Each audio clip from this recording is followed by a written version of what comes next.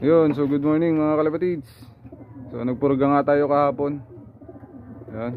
So eto sila. So ang kagandahan mga kalapatids ay pagtingin natin sa mga ipot nila mga kalapatids ay magaganda, mga buo. Then wala naman tayo nakitang uod kahapon mga kalapatids o bulate.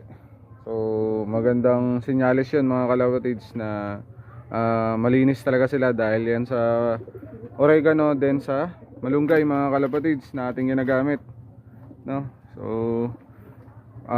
lagi tayong gumagamit ng oregano at saka malunggay mga kalapatids. Tapos antayin nyo yung aking probiotic mga kalapatids na gagawin soon.